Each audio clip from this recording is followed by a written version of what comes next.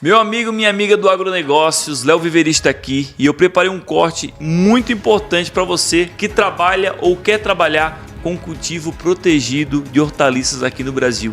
Eu e o meu amigo Volney, diretor das operações da Zanata Estufas, trouxemos informações importantes para você tomar a decisão certa de qual estrutura, da galvanização, da grossura do pé direito, do peso da estrutura, da robustez ou não da estrutura, principalmente pensando nas várias regiões do Brasil que são muito diferentes e tem cada detalhe que para você tomar sua decisão é muito importante. Então, se você não é inscrito no canal do Léo Viveristas, clica aqui embaixo, se inscreva, ative as notificações para não perder nada que a gente traz aqui e aproveita esse corte e essas informações de valor que a gente vai trazer para vocês aqui na sequência, beleza? Bora pro corte aí e aproveite. Eu trabalhei 17 anos no Ceará, certo? Certo. Na parte estrutural, de projeto, de planejamento, tem muita diferença, ou quais as principais diferenças de uma estufa para o Ceará, para o Nordeste, ou uma estufa para o Rio Grande do Sul, para o Paraná, Santa Catarina, que são climas diferentes, tanto pensando talvez em temperatura, quanto em relação à incidência de ventos fortes, que pode danificar a estufa. O que mais muda na parte de projeto? Muda meio tudo. É? Tudo? Eu digo, só porque eu te pergunto, é porque muitas vezes a pessoa... Hoje, o celular tem acesso a tudo. Sim. Né? Na internet tem imagem de tudo, vídeo sobre muita coisa. Então, daqui a pouco o produtor, talvez não tenha essa informação que a gente vai trazer, vai olhar um vídeo de um cara que está no Nordeste, olha o vídeo de uma estufa em Santa Catarina, vou fazer uma igual aqui. Mas muitas vezes ou o pé direito vai estar errado, ou ele vai gastar dinheiro de maneira desnecessária, que não precisa ser tão robusta, não sei. Então, o que mais ou menos muda? São duas coisas. A primeira é a questão estrutural, ou seja, você vai sempre lidar com a condição ambiental da onde você vai estar trabalhando.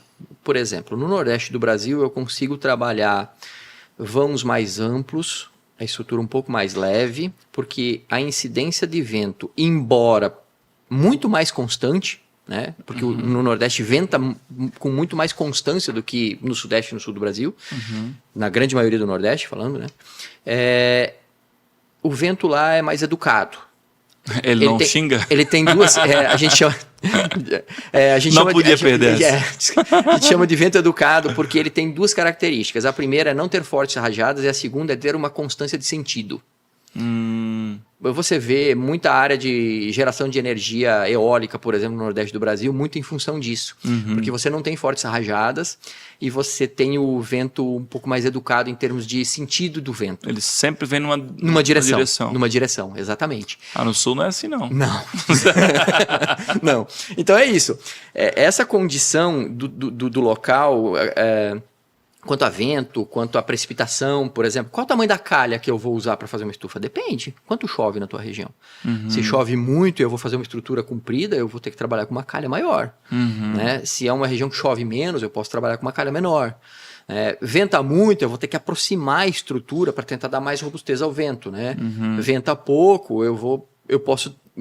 ou tem rajadas menos intensas, eu consigo melhorar um pouco essa situação. Esse não é muito meu papel no negócio, tá? A gente tem uma equipe de engenharia que pensa nisso e que faz esse trabalho. Esse trabalho não é meu, eu tô aqui só como porta-voz das decisões. Mas acompanho isso há 30 anos, né? Pelas execuções, né? Porque como você, a sua equipe que executa os projetos, você acaba vendo, esse projeto que é pro Nordeste, ele é assim, esse aqui é pro Sul. Não, e a gente discute muito isso internamente, né? Então, essa é uma condição, é o ambiente, onde eu estou. E a segunda é o que a minha planta precisa diante desse ambiente que eu estou. Por exemplo, as estufas no Nordeste, ela de maneira geral, são mais altas. Por quê? Lá é muito quente.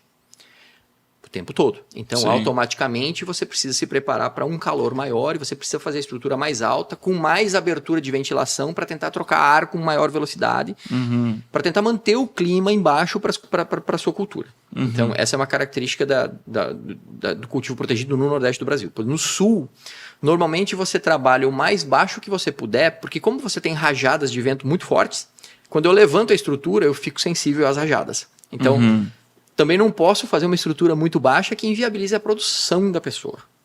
A gente anda ali numa linha que é um pouco tênue, né? Tentar encontrar uma altura que permita que a pessoa maneje a sua cultura do melhor jeito possível, mas ao mesmo tempo que a gente não se exponha muito a essas rajadas de vento, por exemplo.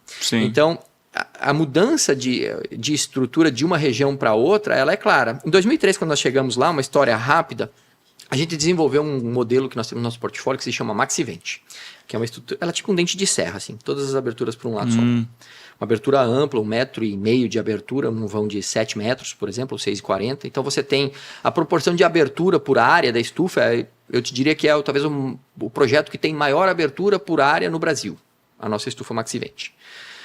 Muito boa para o Nordeste, porque eu tenho o vento sempre numa posição, eu coloco a estufa, ela está sempre com as aberturinhas naquela posição e super tranquilo.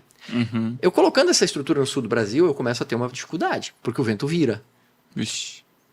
Bastante. E aí, quando o vento entrar pela boca, né, pela abertura, ou eu tenho que ter um mecanismo para fechar e proteger essa boca, ou ela vai me provocar um estrago muito grande. Vira um balão. No mínimo arrancar o plástico, Então é isso.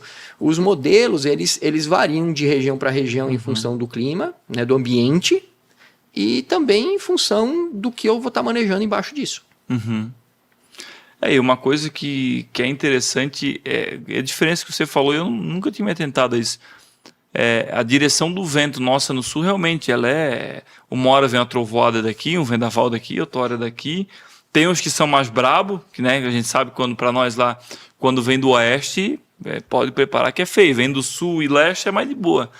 E outra coisa também, Volney, você acha que, pensando nessa questão regional, de diferença, de necessidade, então a gente pode dizer, a grosso modo, que uma estrutura do sul do Brasil, geralmente, não é regra, mas geralmente ela é sempre um pouco mais cara do que a do Nordeste. Sim. Mais ou menos isso, pensando em materiais. Eu te diria que quase sempre. Tá? Por quê? No Nordeste, eu não preciso me preocupar em botar cortina lateral para fechar, eu não preciso botar cortina lateral para fechar, cortina de abertura, se eu tiver uma abertura em cima para ventilar. No Nordeste, normalmente é uma estrutura coberta com plástico e revestida com uma tela.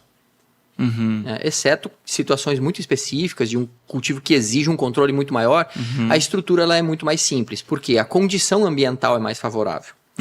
No sul do Brasil, não. Eu preciso me preparar para ter uma estufa com boa ventilação no verão, porque eu chego lá nos 38, 40 graus. Chega quente. Né? E ao mesmo tempo, eu tenho que ter uma estrutura preparada para fechar e guardar energia para se transformar ali na proteção em termos de calor para a planta nos períodos em que lá fora chega a -3, -4, -5. Né? Então, essa estrutura, como ela tem que estar preparada, vou usar uma analogia bem simples, né? Talvez no Nordeste eu possa ter um ar-condicionado que só esfria. Então o ar-condicionado é mais barato. No Sul eu tenho que ter um ar-condicionado que esfria e esquenta. Então, e ele tem que aguentar o vento. É meio isso.